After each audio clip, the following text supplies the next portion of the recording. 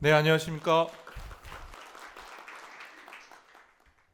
예, 이렇게 많은 분들이 참석하실 줄 알았으면 공간을 좀 더 넓은 데를 얻었어야 되지 않나 하는 생각이 듭니다. 모두 감사드립니다. 오늘 제가 말씀드리는 제목 그대로입니다. 저희가 경험하고 있는 공공 AX 그 중에서도 또 안전 관련된 부분에 있어서 최근 이슈 또 저희 경험을 같이 좀 공유하고자 합니다. 사실은 이미 잘 알고 계신 것처럼 지난 길게는 10년이지만 짧게는 3년 동안에 저희가 상상했던 이상으로 굉장히 큰 변화들이 있었습니다. 그런데 사실은 우리가 AI라는 용어를 처음 쓰기 시작했던 거는 이미 지금부터 80년 전 이전으로 거슬러 올라갑니다. 지금 우리가 사용하고 있는 딥뉴럴 네트워크의 그 출발점이 되는 퍼셉트론부터 시작해서 지금 컴퓨터의 핵심적인 구조인 폰 노이만 방식까지 1950년대 거의 모든 것들이 정리가 됐고 현재도 그대로 사용을 하고 있죠. 그리고 나서 이 AI 첫 번째에 대한 시도가 IBM을 포함을 해서 자동 통역, 오늘도 지금 자동 통역 관련돼서 딥L의 소개가 맨 마지막 세션에 있습니다만은 러시아어를 영어로 바꾸는 자동 번역 및 통역 관련된 걸 시도하다 철저히 실패하게 되죠. 그리고 나서 첫 번째 AI 윈터가 오게 됩니다. 이 다음 시작은 일본을 중심으로 해서 로지컬 AI, 논리적인 인공지능, 특히 보시는 것처럼 온톨로지나 엑스퍼트 시스템 개발하는데 많은 에너지를 쏟아붓게 됩니다. 이 또한 실패를 하게 되죠. 그리고 오랜 기간 동안에 별로 큰 투자를 하고 있지 못하다가 잘 아시는 것처럼 젠프린튼이 시작을 한 딥뉴럴 네트워크의 여러 발전과 하드웨어, 데이터의 축적을 통해서 트랜스포머, 특히 트랜스포머를 통한 거대 언어 모델이 시작이 됩니다. 물론 그 사이 동안에는 웹 전체를 의미적 또는 보다 지능적 체계를 만들자고 하는 팀 버너슬리의 비전인 시멘틱 웹의 그 출범과 그 다음에 많은 기술 발전을 이루게 됩니다. 이제 우리는 생성 AI를 넘어서 에전틱 AI라고 스스로 행동하고 의사결정에서 목표에 도달할 수 있는 체계를 만들어 가려고 노력을 하고 있고, 놀랍게도 제가 보기엔 아직도 한 20년은 걸릴 거라고 보여집니다만 로봇 하나가 출품이 되고 현대자동차의 주가가 두 배로 뛸 정도로 요즘은 피지컬 AI, 물론 피지컬 AI의 핵심은 로봇은 아닌 것 같기도 해요. 자율주행 자동차를 포함해서 제조업 부분으로 간다면은 물리 세상으로 나오는 거의 모든 AI 연결된 것들이 피지컬 AI라고 보여질 텐데요. 이 모든 것들이 중복 없이 그 다음 세상에 어떻게 성장할 수 있을 것인가에 대한 대단한 투자가 이루어지고 있고, 우리는 이게 사실은 거품 아닌가 하는 것에 대한 걱정을 하게 되기도 합니다. 솔트룩스는 2000년도에 설립을 해서 지금까지 사실은 이 세 단계 로지컬 AI, 시멘틱 웹, 생성 AI와 에이전틱 AI에 이르기까지의 과정에 공공 부분에 많은 고객들과 함께 해온 기업이기도 합니다. 그리고 그 과정에서 아시는 것처럼 인공지능의 두뇌 크기는 지속적으로 커져 왔습니다. 제가 찍은 이 점들은 인공지능 뇌의 크기를 파라미터 개수로 표현을 한 겁니다. 트랜스포머라고 2017년도에 아키텍처가 나오고 나서는 인공지능의 뇌의 크기가 상당히 빠르게 증가를 하고 있죠. 얼뜻 봤을 때는 기울기가 2배 된 것처럼 보여지지만 세로축을 보시는 것처럼 1, 2, 3, 4가 아니라 일십, 백, 천만, 10만으로 증가되는 로그 10입니다. 그 얘기는 2배가 인공지능 뇌가 커지는 것이 빨라진 것이 아니라 10의 2승만큼 1년에 100배, 2년에 10,000배, 3년에 100만 배 이상의 인공지능 뇌가 커지는 과정을 거친 거죠. 이거를 AI 스케일링 법칙 중에서 저는 제2법칙이라고 표현을 하기도 합니다. 그런데 더 커졌던 뇌에 대해서 어느 날 갑자기 뇌는 더 커져야 돼? 비용이 많이 들어야 돼? 더 똑똑한 인공지능이라는 것은 대규모 학습을 통해서 생성 능력을 가진 애만 가능한 거야? 라는 질문에 20대, 30대의 젊은 친구들이 질문을 던지게 됩니다. 그래서 중국에서 만들어진 것이, 그리고 작년에 임팩트를 준 것이 딥식을 포함을 한 다양한 형태의 새로운 패러다임을 대응을 하기 위한 AI 모델들이죠. 이런 새로운 AI 모델들의 특징을 보면 세 가지를 얘기할 수 있습니다. 첫 번째, 대단히 경제적이라는 겁니다. 제가 4년, 5년 전에 과기정통부를 포함해서 제일 많이 들었던 질문과 저한테 요청했던 조언이 대한민국도 라지 랭귀지 모델을 만들 수 있습니까? 라는 질문이었어요. 저는 그럴 수 있고 해볼 수 있고 해야만 된다라는 주장이었습니다. 설령 전 세계 1등을 못해도. 근데 그 당시에 대부분 반대하신 분들이 예를 들자면은 교수님들, 예를 들자면은 AI 전문가 분들이었어요. 이유는 우리는 GPU도 없고 데이터도 없고 돈도 없고 인재도 없다. 그러니까 중국이 만든 거를 잘 가져다가 응용하는 게 우리의 비전이다라고 제시를 했죠. 근데 현재는 소버리니티, 소버린 AI라는 주제로 해서 전 세계 거의 모든 국가들이 자체 LLM을 학습을 하기 위한 투자를 하고 있죠. 우리나라는 독자 파운데이션 모델이라는 걸 필두로 해서 소버린 AI의 전반적인 축을 확대해 가고 있다고 보여지기도 합니다. 그 출발점은 뭐냐? 똑똑하다는 의미는 많이 학습해서 질문해서 대답만 하는 것이 아니라 이제 인공지능이 깊게 사고하고 고민하기 시작했다라는 것입니다. 바로 우리는 추론이라는 걸 부르고 그 추론의 경제성, 그러니까 더 싸게 깊게 고민해서 더 정확한 결과물을 만들 수 있도록 하는 게 가능하게 됐다는 거죠. 저희 회사의 루시아도 작년도 루시아 3가 5월 달에 출시되면서 바로 추론 부분에 집중을 하게 된 것 같습니다. 그럼 이 추론을 더 경제적으로 할 수 있게 되는 데는 무엇이 뒷받침이 됐냐? 제가 아까 말씀드렸던 첫 번째 스케일링의 법칙이 바로 아키텍처럴 스케일링 하는 거였다고 저는 평가를 합니다. 예를 들자면은 옛날에 CNN과 같은 컨볼루셔널 뉴럴 네트워크를 어떻게 쌓아올릴 뿐만 아니라 어떻게 대규모 네트워크를 구성하고 학습 체계를 갖추냐, 그리고 그것을 GPU를 통해서 얼마나 가속화시킬 수 있냐 하는 것의 게임이었다면, 두 번째는 프리트레인, 똑같은 모델임에도 불구하고 파라미터 개수를 확 늘리고 학습 방법을 개선해서 대규모 파운데이션 모델을 누가 만들 수 있냐라는 거라면, 지금은 그 위에다 포스트 트레이닝, 똑같은 파운데이션 모델이라도 더 똑똑하게 답변하고 더 정확하게 답변할 수 있도록 하는 것들 노력을 하는 거죠. 근데 갑자기 작년에 젠슨 왕을 포함해서 거의 모든 세계의 선도 기업과 그리고 또 연구자들은 바로 테스트 타임 스케일링이라는 용어를 사용하기 시작합니다. 그 얘기는 이제 스케일링을 더 복잡하고 훌륭한 아키텍처, 더 큰 파운데이션 모델, 그리고 더 똑똑하게 작동되기 위한 학습용 데이터와 학습 방법이 아니라 시간축을 이제 스케일링을 하기 시작한 거예요. 그러니까 한번 빵 넣으면은 순식간에 답이 빵 나오는 게 아니라 이제 AI가 사람처럼 기획을 하고 고민하고 결과를 자기가 리뷰를 하고 또 새로운 전략을 도출을 해서 그 목표에 도달할 수 있도록 노력하는 거죠. 그리고 이것이 바로 에이전틱 AI 세상을 가져오게 됩니다. 리즈닝, 플래닝, 멀티모달리티를 통해서 그것이 현재 AI에 엄청난 큰 임팩트를 주게 되고, 2년 전만 하더라도 이론에 불과했던 것이 지금은 오늘 아침에 전 세계의 주가를, 특정 회사의 주가를 10%를 떨어뜨릴 정도, 또 특정 회사의 주가가 10% 올라갈 정도의 어마어마한 임팩트를 주고 있습니다. 저희 회사의 루시아 3도 마찬가지입니다. 작년에 출시되었고 올해는 루시아 3.5가 출시가 되었는데요. 보시는 Q1이라는 중국 모델, 라마, 미스트랄 프랑스 거죠. 젬마라고 하는 모델이나 엑사원 같은 걸 봐서도 그렇게 부족하지 않은 거죠. 그건 저희 회사가 훌륭하다는 것이 아니라 그만큼 소버린 AI를 구축하기 위해서 저희 같은, 물론 저희가 국내에서 가장 잘 알려져 있는 AI 기업이긴 합니다만, 저희 같은 기업들도 훌륭한 모델을 구성을 하고 그 모델, 훌륭한 모델이라는 것이 기업 내부에서 온프레미스 보안에 안전하게 작동될 수 있도록 할 수 있다는 것이죠. 국방에, 공공 부분에, 안보 부분에, 그뿐만 아니라 보안과 전략이 필요한 기업 부분에도 마찬가지가 가능하게 됐다는 것입니다. 물론 저희도 어마어마한 비용을 썼습니다. 이 루시아 3까지 오는데, 또는 3.5 모델까지 오는데 저희가 투자한 금액이 거의 600억 원이라는 돈을 투자를 했으니까 모델 개발에만 그런 비용이 들어갔으니 작은 비용이라고 보기는 어렵겠죠. 그리고 여기에 핵심이 바로 적응형 추론 능력입니다. 그러니까 추론이라는 게 어떨 때는 우리도 생각할 때 굉장히 깊게 해야 되고, 어떨 때는 즉각적으로 짧은 생각으로도 결론에 내놓을 수가 있어야 되는 거죠. 그러니까 쉬운 생각과 깊이 있는 생각이 달라야 한다는 것입니다.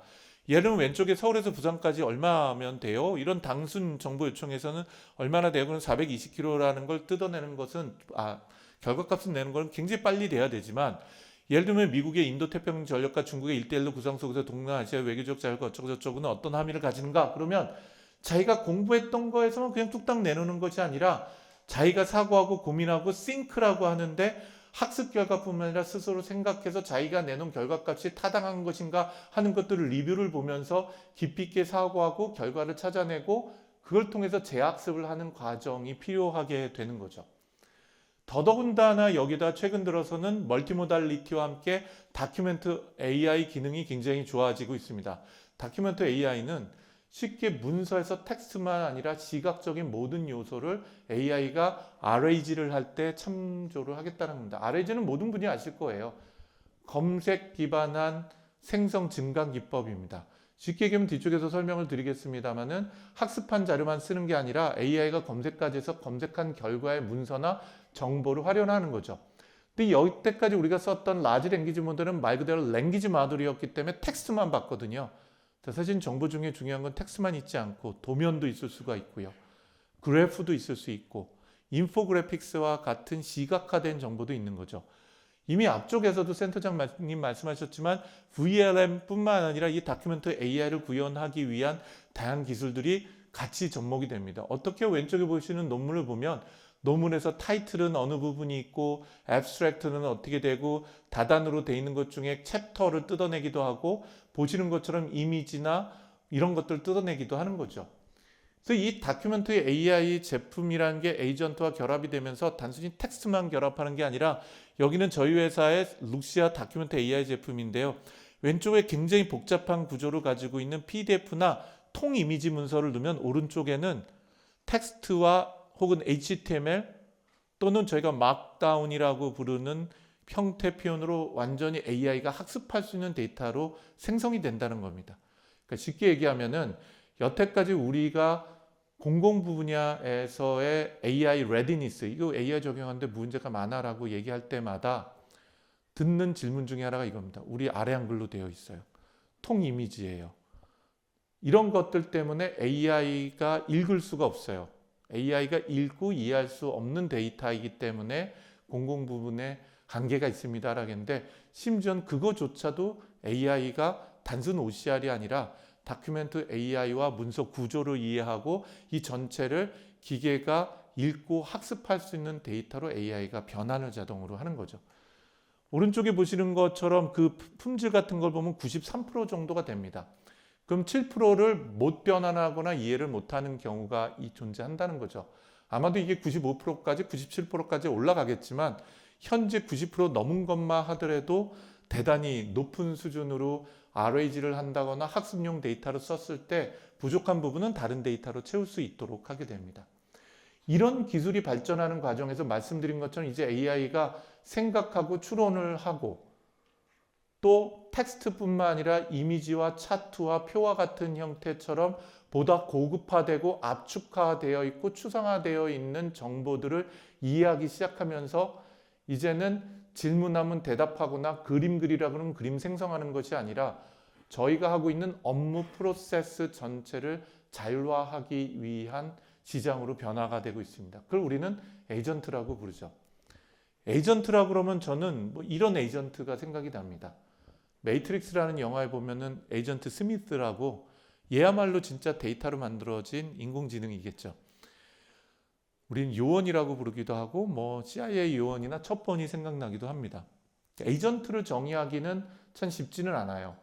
저희 컴퓨터 사이언스나 AI 분야에서 에이전트는 스스로 행동하고 스스로 의사결정을 하고 행동을 해서 목표에 도달할 수 있는 모든 것들은 에이전트입니다. 예를 들자면 그래서 저도 에이전트고 여기 계신 선생님들도 에이전트고 우리 집 강아지도 에이전트고 물고기도 에이전트고 심지어는 바퀴벌레도 에이전트인 거죠. 스스로 생각하고 행동해서 뭔가 목표에 도달하니까요. 그런데 AI의 에이전트는 뭐냐면 생명체가 아니면서도 스스로 생각하고 행동해서 목표에 도달할 수 있는 수자로 만들어진 데이터 덩어리가 바로 에이전트 시스템, AI 에이전트라고 볼 수가 있는 거죠. 그런데 이 에이전트가 뭔지를 이해하기 가장 쉬운 방법은 에이전시가 어떤 일을 하냐는 걸 것 같습니다. 아까 NIA 얘기를 하셨는데 그때 A가 에이전시죠. 네. 나이파도 똑같습니다. NIPA도 끝에가 에이전시입니다. 대한민국 공공기관이나 지원기관 중에서 끝에 A로 끝나는 건 모두 다 에이전시죠. 네. CIA 끝도 에이전시고요. 그 에이전시가 어떤 일을 하냐 보면 그 에이전시에서 일하는 존재들이 모두 에이전트죠. 우리 센터장님도 에이전트신 거고요. 그래서 보면 예를 들면 우리는 여행 에이전시라고 부릅니다. 또는 연예 기획사도 에이전시고요. 스포츠 에이전시도 있고 광고나 마케팅 에이전시도 있고요. 또 금융기관에는 모두 에이전시라고 불러도 될 것 같습니다. 이들이 하는 역할은 이런 것들이죠. 뭔가의 고객의 시간, 고객의 자산, 또 고객의 의사결정을 대행합니다. 대신 비행기표를 예약해주고 밥 먹을 곳, 잘 곳들을 제안을 드리게 되는 거죠. 기획을 하고 실행을 하고 책임을 지고 전문성을 확보해야 되고 위험관리를 하고 그거의 경제성을 달성해야 되는 일들을 해야 되는 거죠. 그런데 무엇보다도 중요한 건 이 모든 것들이 프로세스로 연결되어 있다라는 것입니다. 그러면 에이전트들은 이 업무 프로세스의 전문성을 가지고 이 프로세스들을 수행을 해 가는 분들인 거죠. 그러면 AI 에이전트는 뭐냐? 말 그대로입니다. 여기 계신 모든 분들이 공공 분야가 됐던 비공공 분야가 됐던 하시는 업무 기획, 실행, 책임, 전문성에 관련된 이 분야의 업무 프로세스를 AI가 위탁받아서 자율적으로 수행해 감으로써 여기 계신 분들하고 협업하고 협력할 수 있도록 하는 환경을 만들어가는 것이 에이전틱 AI의 궁극적인 목표일 것 같아요. 지금 그게 완성이 되어 있냐? 그렇게 생각되지는 않습니다. 그런데 작년에 가장 큰 AI 시장의 변화는 바로 이거죠. 왜냐? 아까도 이제 앞쪽에서 센터장님께서 말씀하셨지만 AI 도입을 한 곳은 80%, 75%라고 하지만 여러분들의 실제로 업무가 혁신이 되었나요? 생산성이 30, 40% 이상 증가가 되었나요? 또는 일하는 방식이 완전히 바뀌었나요? 아닌 거죠. 예, 그것은 생성 AI가 가지고 있는 근본적인 한계와 에이전틱 AI가 추구하는 방향이 완전히 다르기 때문이라고 생각이 듭니다. 그래서 챗GPT는 이런 모양이에요. 프롬프트란 데이터를 LLM이라는 데이터에다 넣으면 앤서라는 데이터를 내놓는 것이고요.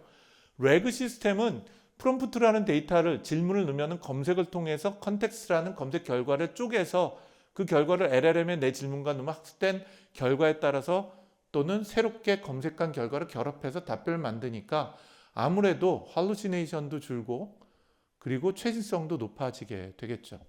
에이전틱 AI 체계에 들어가는 시스템은 이렇습니다. LLM과 프롬프트 서치 외 왼쪽에 저 초록색에 있는 리즈닝과 플래닝이 굉장히 중요한 역할을 합니다. 그래서 에이전틱 AI의 가장 핵심에 들어가 있는 기술은 바로 추론 능력이에요. 제가 앞쪽에 서론에서 얘기했지만 왜 갑자기 작년부터 미친 듯이 에이전틱 AI가 나오고 오늘 아침에도 뉴스에 보니까 새로운 에이전트들, 에이전트끼리 모여서 채팅을 하는데 미국에서 난리가 났다는 등 내 PC에 에이전트를 하나를 깔았더니 걔가 알아서 모든 일을 해준다는 등에 대한 놀라운 변화들이 생기기 시작합니다. 스스로 어떤 목표를 도달하려면 뭐 해야 되죠? 저희는 계획을 세웁니다.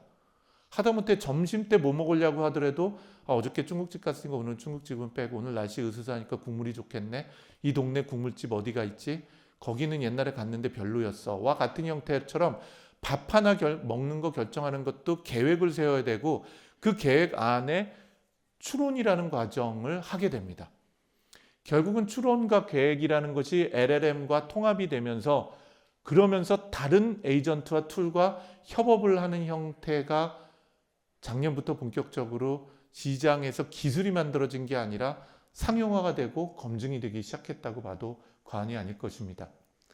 저희 회사가 지금 전 세계에서 서비스가 하고 있는 구버도 대표적인 사례 중에 하나입니다. 구버는 구글과 네이버를 우리가 꼭 이겨내겠다 이런 의지를 담고 있지는 않아요.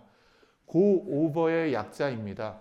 고오버는 영어 표현으로는 더 깊게 파고들어봐, 더 조사해봐 이런 뜻입니다. 이 구버 안에는 저희 루시아라는 엔진이 들어가 있어서 얘가 깊게 조사도 하고 공부도 하고 사고도 합니다. 예를 들면 구배관 밑에 리서치, 캐릭터처, 리포트, 팟캐스트, 이미지, 영상 그리고 다음 달부터는 파워포인트도 얘가 자동으로 만들어줍니다. 예를 들면 이런 질문하죠. 공공 및 공무원들의 업무 프로세스 혁신에 AI 에이전트 도입법 방안을 제시해줘.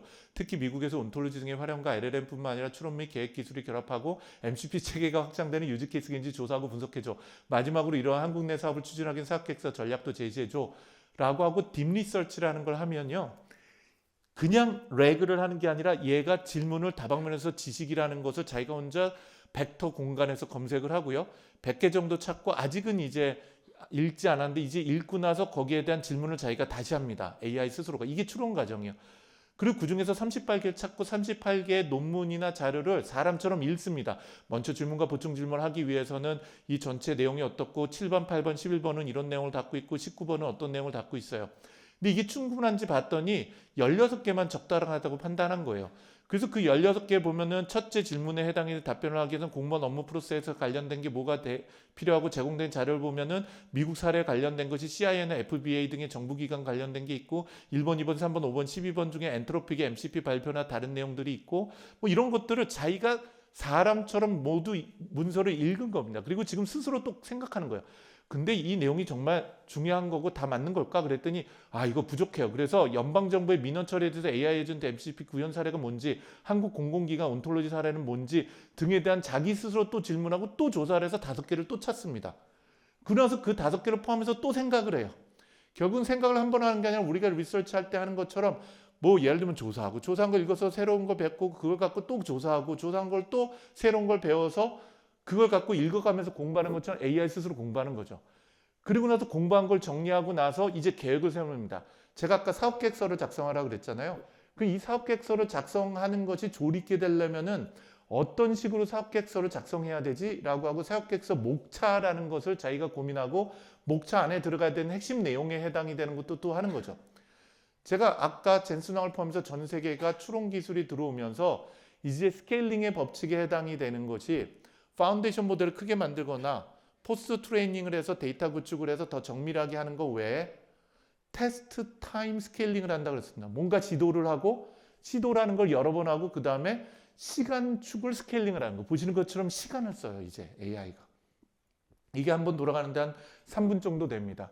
그러면 보시는 것처럼 한 15개 정도로 최종 추술이고 그걸로 이제서 LLM에 넘겨요. 그 LLM의 앞에서 조사한 모든 것하고 추론한 것에 기반해서 굉장히 깊이 있게 답변을 생성하거나 심지어는 파워포인트를 만들어내거나 하는 형태처럼 되죠. 그리고 할루시네이션은 거의 제로에 가깝게 떨어지게 됩니다. 이런 형태에 해당이 되는 거에 들어가는 기술이 바로 파운데이션 모델을 자체적으로 확보하기 위한 것과 고속으로 비용을 낮추기 위해서 온톨로지 기술이 결합이 됩니다.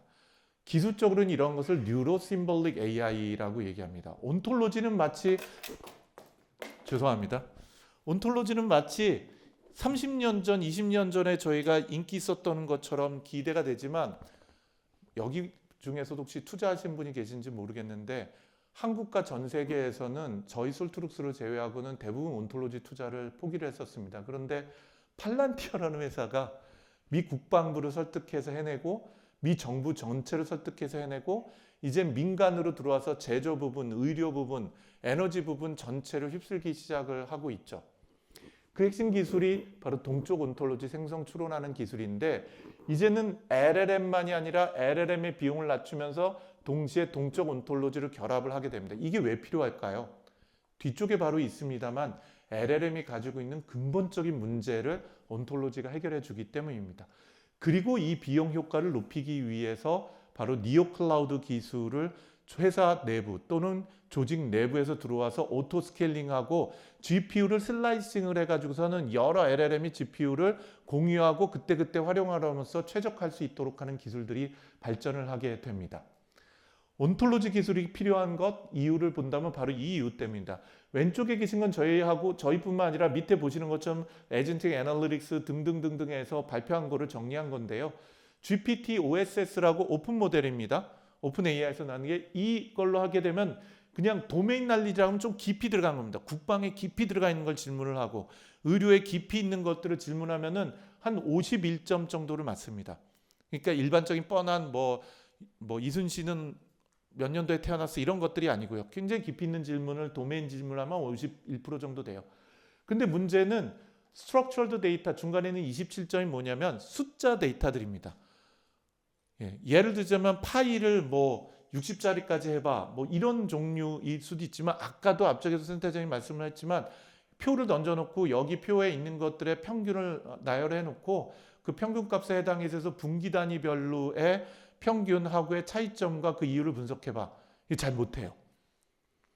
왜냐하면 LLM이 가지고 있는 근본적인 한계가 팩터 임베딩을 하게 되는데 팩터가 2000차원에서 3000차원 수준인데 이 수준 차원으로는 숫자 같이 정밀도가 높은 것들을 모두 다 임베딩할 수가 없습니다. 그리고 생성을 할 때 최선을 다해서 확률 통계적으로 하기 때문에 확률 통계적으로 에러를 보유할 수밖에 없게 되죠. 어프록시메이션이 되니까요. 근데 중간에 어드밴스드 레그 같은 걸 넣게 되면은 도메인 난리지는 한 78점 그리고 리포트 퀄리티는 82점까지 굉장히 좋아지지만 여전히 ERP에 있거나 숫자 데이터나 IoT 데이터 같은 것들은 점수가 올라가기가 불가능합니다. 왜냐? 이런 정형 데이터들은 컨텍스트를 가지기가 어렵기 때문이죠. 그런데 온톨로지를 적용을 하게 되면 디미서치와 함께 다큐멘트 AI와 함께요. 이렇게 적용을 하게 되면은 온톨로지가 무슨 역할을 하냐면은 정형 데이터들을 마치 사람의 언어같이 컨텍스트를 갖는 형태의 의미 데이터로 변환을 합니다. 숫자 데이터가 단위 숫자 데이터 엑셀에 있는 셀이 아니라 이 숫자가 담고 있는 의미를 컨텍스트로 변환해서 기계가 이해할 수 있는 형태로 변환해요. 왜냐? 온톨로지란 개념 자체가 의미적인 그래프 네트워크이고 그것은 컨텍스트를 만드는 데 가장 최적화된 기술이기 때문입니다. 그래서 최근에는 저희 회사도 마찬가지인데 이런 에이전트를 한 땀 한 땀 만드는 게 아니라 노코드로 에이전트 빌더를 구성해서 우리 회사는 에이전트 3개 만들 게가 아니라 이제 여러분 모두가 에이전트를 생성할 수 있도록 하는 환경을 제공하게 됩니다. 그리고 여기엔 LLM과 또 추론, 딥 모델들과 그리고 그 밑에 온톨로지가 결합되면서 워크플로우 전체를 개선하고 스스로 자동화할 수 있도록 하는 체계를 만들게 됩니다. 오늘 이제 주제 중에 하나가 소버린 온톨로지라는 주제가 있기도 합니다. 그 온톨로지가 뭐냐? 이게 온톨로지는 아니지만 우리가 언어로 표현하고 있는 이 언어를 다음과 같이 지식 그래프 형태로 구현할 수 있다라고 하는 게 프로퍼티 로직이라고 하는 다시 해서 아리스토텔레스가 2400년도에 시작한 지식 표현 방법입니다.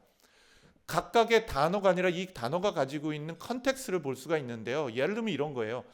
종업원은 기업에서 일하는데 기업은 여행을 예약할 수 있고 비행기는 여행인데 오주올공은 비행기인데 오주올공은 서울과 뉴욕을 양복한다 라는 거를 저렇게 표현하면은 LLM이 이해하기 쉬운 형태로 데이터가 의미를 가지면서 마치 데이터 자체가 복잡한 문장을 표현하게 됩니다.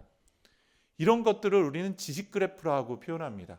그래서 가장 단순한 지식 그래프는 이런 거라면 이 각각의 지식이 어떤 특징 정보를 가지고 있냐 하는 게 프레임 네트워크 또는 프로퍼티 데이터라고 프로퍼티 온톨로지 또는 프로퍼티 그래프라고도 부르기도 합니다. 그럼 여기다가 논리적 구조를 집어넣은 것이 공리나 제약 조건을 집어넣은 것이 우리가 현재 이론적으로 연구하고 있는 온톨로지라고 보시면 될 것 같아요. 이 온톨로지와 LLM이 결합이 됐을 때 어떤 특징을 가지게 되냐? 첫 번째는 숫자에 관련된 hallucination이 거의 제로로 떨어지게 됩니다. 지식 그래프나 또는 온톨로지로 구성된 것들을 knowledge grounding 한다 그러거든요. 이건 reg라는 말을 쓰지는 않습니다. 잘. 근데 knowledge grounding을 하게 되면은 사람처럼 그 지식을 그래프 지식을 활용을 해서 답변을 생성할 뿐만 아니라 에이전트가 효율적으로 작동하게 되죠. 두 번째는 에이전트의 지식을 공유하는데 온톨로지를 사용하게 됩니다. 그리고 무엇보다도 중요한 팔란티어가 성공하게 된 핵심은 웬만한 공공기관마다 데이터베이스가 굉장히 많습니다. 적게는 수십 개에서 많게는 100개가 넘는 데이터가 있죠. 이 데이터를 여태까지 통합하려고 할 때 뭐로 통합했죠? 무슨 데이터 웨어하우스니, 데이터 마트니, 빅데이터 분석 시스템이 하지만 다 실패했습니다. 왜일까요? 그거는 각각의 데이터가 사일로로 존재하는 이유가 있기 때문입니다. 각각이 독립적으로. 근데 이걸 하나의 스키마로 통합하는 순간에 얘가 발전 가능성이 없고 점점 더 관리하기가 어려워진 거죠. 그래서 팔란티어가 선택한 방식은 바로 데이터 패브릭 방식입니다. 데이터 패브릭은 각각의 데이터 소스는 개별적으로 있고 사일로로 있는데 필요할 때마다 각 데이터를 큐어리해서 가져와서 온톨로지로 의미 통합을 하게 됩니다. 그리고 이거 위에 에이전트를 돌리게 되는 형태인 거죠. 그런 것들이 바로 보시는 왼쪽입니다. 데이터 사일로를 놓아서 이 데이터를 거대한 데이터베이스로 통합하지 않아요. 각각을 온톨로지로 구성하고 이 온톨로지를 의미적 그래프로 통합을 하게 됩니다. 이거를 논리적으로 보장하는 게 바로 온톨로지이기 때문에 데이터를 물리적으로 다 합치는 것이 아니라 각각의 사일로를 놓고 하는 거죠. 상상해 보십시오. 미국 국방부, 미국 정부를 보면 미 국방부는 위성 데이터 따로 있죠. 위성도 이미지 데이터 있죠. 항공모함 데이터 있죠. 그 다음에 드론 데이터가 있죠. 장병들이 입고 있는 데 쏟아져 나오는 IoT 데이터, 모든 것들이 다른 데이터베이스에 들어갑니다. 이 전체를 통합하는 데이터베이스를 만들 수 있을까요? 불가능하죠. 그래서 각각의 데이터베이스 구성하고 거기서 온톨로지 스니펫을 끄집어내서 온톨로지로 통합하고 그 위에다 추론 엔진을 구성합니다.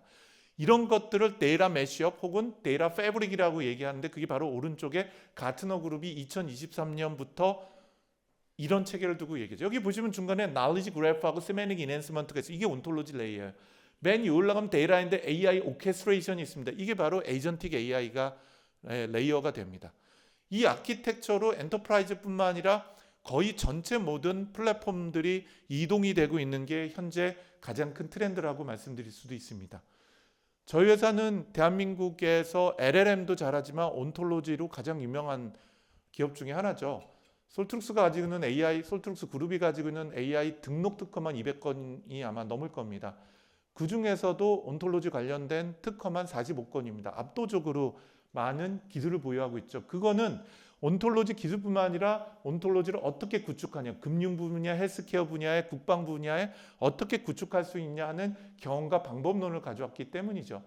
예를 들면 저희 회사에서는 SBM5라는 것을 지난 15년 전부터 해서 했고 지금은 KIM 다양한 버전을 통해서 전체 방법론을 구축해서 보유하고 있기도 하고요. 또 솔트룩스는 대한민국 최초로 EU 커미션하고 AI 프로젝트를 한 유일한 기업이기도 합니다. 현재까지요. 그리고 전 세계에서 가장 유명한 이 하이올더 AI를 만들고 있는 사이크는 미 국방성에서 제일 많이 투자한 기업인데요. 하고 동시에 하이브리드를 추론하는 기술이라는 것을 3년 동안 개발을 해왔고 지금도 그것을 확대해 가고 있는 기업이기도 합니다. 네, 기술적 내용은 넘어가고요. 이게 저희 회사에서 그래서 에이전틱 AI 플랫폼인데요. 전형적인. 예를 들면 메디컬 헬스케어라는 중심으로 본다면 왼쪽에 메디컬 헬스케어 데이터셋이 있고요. 그 밑쪽으로 메디컬 서비스 워크플로우를 구성을 하는데 ERP나 CRM 같은 형태의 정형 데이터가 통합이 됩니다. 그 각각은 MCP와 같은 형태로 랩핑이 됩니다. 그럼 MCP는 왜 필요하죠? MCP는 세 가지 관점에서 중요합니다. 첫 번째, 내가 이 질문이나 이 요구사항에 대해서 에이전트가 어떤 데이터나 어떤 도구를 써야 되느냐 하는 의사결정을 하려면 MCP로 기술이 되어 있는 표준 프로토콜을 지원해 줘야 됩니다. 또는 A2A와 같은 형태의 에이전트 투 에이전트 프로토콜이 필요한 거죠. 그리고 두 번째는 각각의 사일로에 대한 보안성과 접근 권한이라는 것을 관리할 수가 있습니다. 물론 그것이 경우에 따라서는 유료화하는 데 유리할 수도 있겠죠. 그래서 그 위에는 액세스나 오센티케이션 컨트롤에 되어 있는 보안과 접근 레이어가 필요한 거죠. 그리고 오른쪽에 보면 시멘틱 패브릭이라고 해서 이 중에서도 온톨로지로 통합이 돼야 되는 것들이 변환할 수 있는 레이어들이 아까 보신 딥리서치 엔진 및 LLM 모델, 그 중에서도 저희 회사는 LLM 루시아라는 모델 하나가 아니라 거의 5개에서 6개 모델을 동시에 지원합니다. OSS 모델들, 그리고 예를 들자면은 고객이 공공이 아니라면은 딥시크나 아니면 Q1 모델들 쓰시겠다고 하면, 그런데 그럼 여러 모델들을 상호 운영을 어떻게 할까요? 바로 저 위에 있는 인텔리전트 모델 라우터를 통해서 가능해요. 사용자가 또는 에이전트가 뭔가를 요청하면 이 에이전트나 혹은 이 미션에 가장 적합한 LLM과 VLLM이 뭔지를 선정을 하고 가장 적합한 것들을 골라서 사용하게 하는 거죠. 이게 바로 인텔리전트 모델 라우터라고 부르는 것입니다. 하나의 모델이 아니라 이제는 멀티 모달이 아니라 멀티 모델들이 있고 이 모델 중에 나는 수학을 잘해, 나는 레그를 잘해, 나는 추론을 잘해 와 같은 모델들이 상호 협력할 수 있도록 하는 체계가 있는 거죠. 그리고 맨 위에 아까 보여드렸던 에이전트 빌더를 통해서 워크플로우나 디자인을 해서 다양한 에이전트들이 협력할 수 있도록 하는 체계를 만들게 됩니다. 이런 체계가 바로 전통적 방식으로 구현되어 있는 것이 바로 팔란티어예요. 팔란티어 파운드리 아키텍처를 보면 이렇게 생겼습니다. 맨 밑에가 파운드리 코어라고 되어 있는 부분이 있어요. 이 부분은 뭐 API라든지 이런 것들이나 클라우드 인프라스트럭처인데 이건 무시하면 바로 위에가 데이터 컬렉션 레이어입니다. 데이터 컬렉션 레이어가 데이터를 아까 말씀드린 것처럼 데이터 웨어하우스로 통합하지 않아요. 커넥터를 둬서 액세스하고 그 바로 위에 있는 형태의 시멘틱 액션 레이어나 시멘틱 데이터 레이어로 온톨로지로 통합합니다. 그리고 그 위에서 분석 레이어나 맨 끝에 시뮬레이션하거나 의사결정 지원 시스템으로 올라가게 되죠. 이게 현재 앞으로 우리가 지금은 아니겠지만 짧게는 5년, 길게는 10년 동안 만들어가야 되는 AI, 에이전틱 AI 플랫폼의 아마 레퍼런스 모델일 수가 있을 것 같아요. 그리고 저희 회사는 모든 것들을 경험해보지 못하고 현재 이 정도를 저희가 경험하고 올해 5월달 경에 저희가 SAC를 매년 솔트룩스 AI 컨퍼런스 할 때는 이 부분의 대부분을 커버하는 솔트룩스 온톨로지 파운드리를 출시할 예정으로 가지고 있습니다. 그럼 이거에 기반한 다양한 인공지능 에이전트 사례는 뭐가 있을까요? 뭐 정책 정세 분석이나 전략 도출, 국민 목소리 분석 대응 마련, 민원 서비스 행정 뭐 등등등등이 있습니다. 그리고 저희 회사가 경험해 본 건 이런 것들이 있어요. 특히 안전 부분에는 서울교통공사에서 국민안전 GPT를 만들었고요. 이걸 통해서 안전 관련된 법령들, 우리나라에 있는 가이드 데이터를 몽땅 다 AI한테 학습을 시키고 질응답하고 대응하도록 했습니다. 특히 추론 기능이 들어가서 매뉴얼이 없더라고 하더라도 지하철에서 어떤 사고가 났을 때 어떻게 우리는 대처해야 돼? 그때 가서 매뉴얼 찾을 수가 없으니까요. 이런 걸 대응하기도 했습니다. 어렵기도 하지만 상당히 저희한테 의미 있었던 것은 원전의 형상관리 시스템입니다. 원전의 안전관리를 하기 위해서는 형상관리가 필요해요. 왜냐하면 바뀌게 되면 법률도 바뀌게 되고요. 보안 지침도 바뀌게 되는데 옛날 부품이 그대로 유효한지 확인해야 되는데 그 부품 종류만 수만 가지입니다. 법률 하나 바뀔 때. 이런 것들을 처리할 수 있도록 해서 안전관리를 하도록 하는 것을 AI와 협업을 하도록 하는 형태죠. AI 행정시범 서비스나 원자력 안전규제 지식관리 시스템, 그리고 또 의료 분야로 본다면 연세의료원이라든지 또는 지금 4개 병원과 같이 하고 있는 병원 AI 자동화 창구 서비스에 이르는 것까지 에이전틱 AI 프로세스 위에다가 굉장히 다양한 형태의 서비스 유즈 케이스가 확대되고 있다고 보시면 될 것 같습니다. 그 중에서도 현재 굉장히 안전 부분에서 의미 있게 지도되고 있는 행정안전부의 한 사례가 있습니다. 바로 국립재난안전연구원에서 하고 있는 건데요.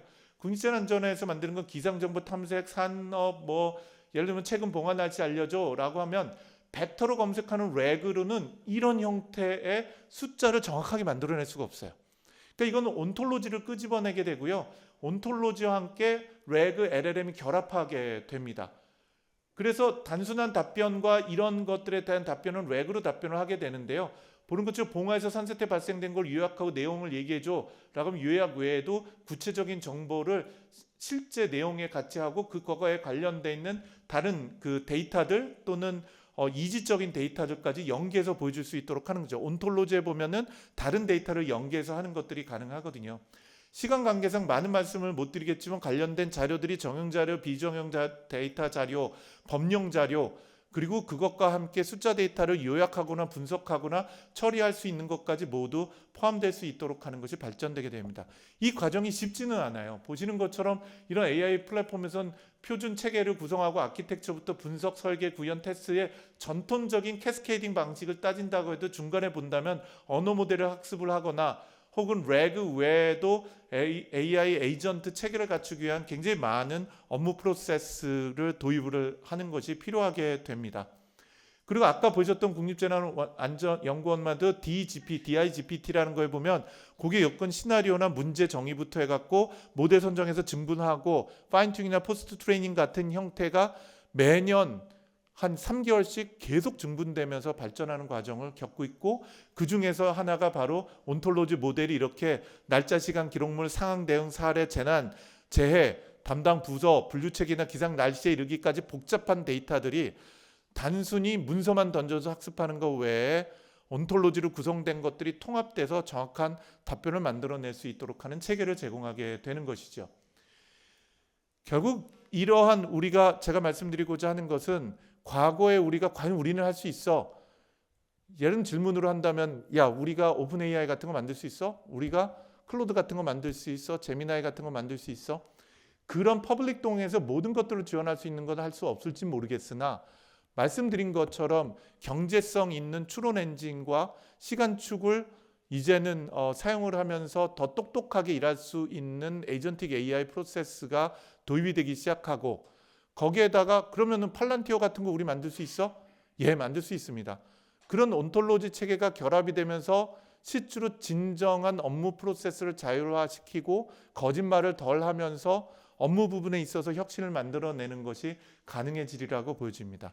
그 출발점은 저도 앞서 말씀하신 센터장님과 같은 생각입니다. 기술 플랫폼이 아닌 문제 정의에서 시작해야 됩니다. 야, 온톨로지가 필요하대. 우리 LLM 필요하대. VLLM 필요하대.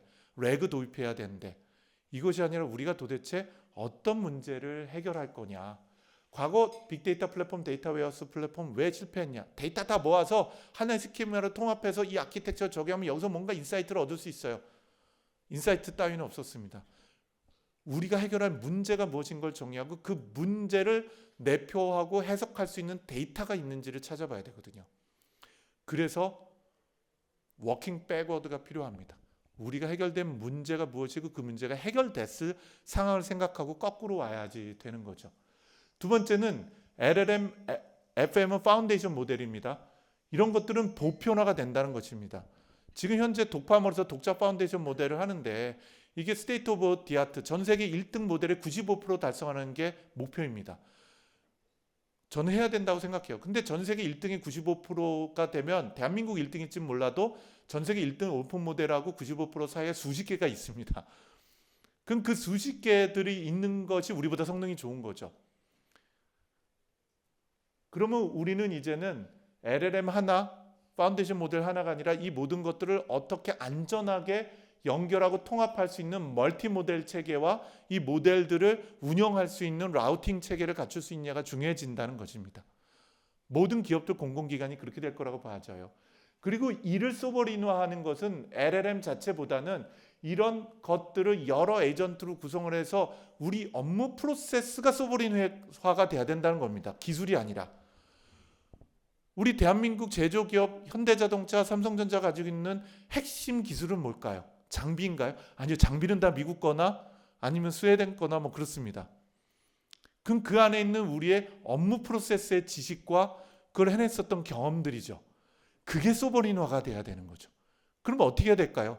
LLM 기술이 본질이 아니라 우리가 해왔던 그 업무 프로세스를 어떻게 AI가 자동화시킬 수 있고 그걸 우리가 운영할 수가 있고 그 운영한 것으로부터 생산성을 향상해낼 수 있냐 하는 것들이 진정한 서버린 AI의 본질이 되리라고 생각합니다. 그거는 공공 부분뿐만 아니라 거의 모든 부분에 대해서 해당이 되겠죠. 그리고 시멘틱 패브릭 중심의 온톨로지 모델은 온톨로지가 뭐 추론하고 복잡한 게 아닙니다. 그게 아니라 분산되어 있는 여러 데이터들을 여기는 이미지 데이터, 여기는 센서 데이터, 여기는 옛날에 만들었던 아래 한글 데이터 이런 것들의 각각을 어떻게 의미적으로 통합해서 통합적 사고를 하고 통합적 의사결정을 내릴 수 있도록 할 건가. 왜냐? 우리 인간 하루에 기껏 읽을 수 있는 문서 양이 10개도 안 되지만 AI는 수만 개 문서를 1시간 동안에 읽고 이미지와 표와 그래프와 동영상과 이런 것들에 있는 지식들과 정보를 통합할 수가 있으니까요. 두 번째 핵심 전략이라고 본다면 각 데이터 소스와 도구의 자율 운영을 위한 MCP 체계, A2A 체계 도입이 필요하다는 겁니다.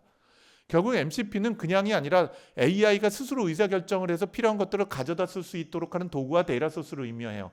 그리고 이제는 도입 비용보다 중요한 것이 바로 운영 총 비용을 어떻게 낮출까 하는 것입니다. 제가 앞쪽에서 설명드린 것처럼 저희 아까 구버라는 서비스는요. 다른 AI 서비스보다 운영 비용이 10분의 1입니다. 그게 어떻게 가능할까요? 그게 바로 네오클라우드의 GPU 슬라이싱을 해갖고 GPU를 아껴 쓰는 방법과 함께 모든 것들을 GPU를 사용하지 않고 온톨로지는 CPU를 쓰거든요. 온톨로지와 GPU를 사용을 하는 LLM을 상호 운영을 해서 사용을 하기 때문에 비용을 10분의 1로 낮추게 됩니다. 이런 형태로 실제로 도입의 비용이 아니라 운영 비용을 전기값을 어떻게 아끼고 또 GPU에 관련된 활용도를 어떻게 높일까 하는 것. 그리고 그 밑에 쿠버네티스와 같은 형태로 멀티 모달 혹은 멀티 모델들을 운영할 수 있냐는 것도 중요합니다. 마지막으로 여태까지 우리는 뭔가 공공사업이나 사업을 한다면 ISP를 했죠.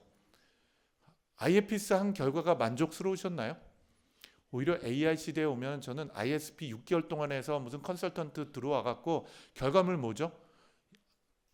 앙케이트 조사하고 설문조사하고 내부에서 조사해갖고 보고서 나오는 겁니다. 사업계획에 관련된.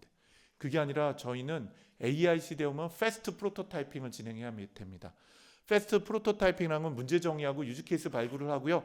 실제로 그거를 AI 에이전트를 갖고 바이브 코딩을 하고요. 패스트 프로토타이핑에서 실제로 작동되는 시스템을 단 한 달 만에 두 달 만에 만들어낼 수가 있거든요. 이제는. 그러니까 소프트웨어 개발자들이 30-40%씩 지금 해고되고 있는 겁니다. 한국에서도 마찬가지고요.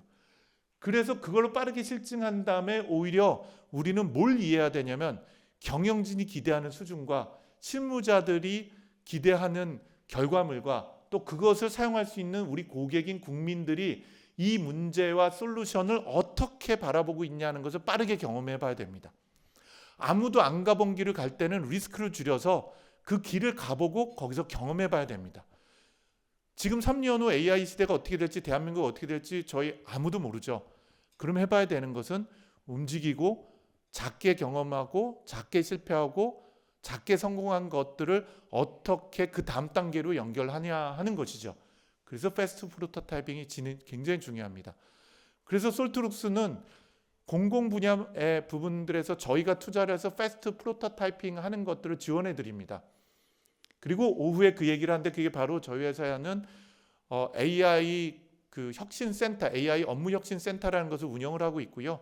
이 AI 업무혁신센터에서는 아까 말씀드린 것들을 단 4주 혹은 8주 내에 끝납니다. 핵심 문제 정의하고 학습평가 데이터하고 프로토타이핑해서 실제로 작동되는 시스템을 만들고 그걸 실무 검증하고 확대하는 것들을 반복하는 것이죠. 4주짜리 프로그램하고 8주짜리 타임이 있고 여기서 중요한 것이 경영진과 실무진과 고객들이 도대체 원하는 결과가 무엇인지를 이해하는 것입니다. 그리고 예상과 실행 가능한 목표를 선정해서 더 설득력 있게 로드맵을 도출해내는 것이죠. 대한민국 20년 후 어떻게 될지 저 잘 모르겠습니다. 여기 얼핏 뵈니까 나이대가 굉장히 다양하신데 제가 보시기는 어떤지 모르는데 올해가 윤석열 나이로 55입니다. 20년 후쯤은 제가 죽어줘야 되는데 안타깝게도 건강할 가능성이 상당히 높은 것 같습니다. 여기 계신 분 중에 제 나이 또래 되시는 대부분이 그렇겠죠. 근데 정확히 문제가 뭐냐면 18세부터 그것도 65세로 늘렸을 때 인구가 노동인구가 지금의 절반이 되십니다. 20년 후에. 23년 후에가 더 문제인데 전체 인구의 50% 이상이 65세의 초고령 인구가 됩니다. 대한민국이.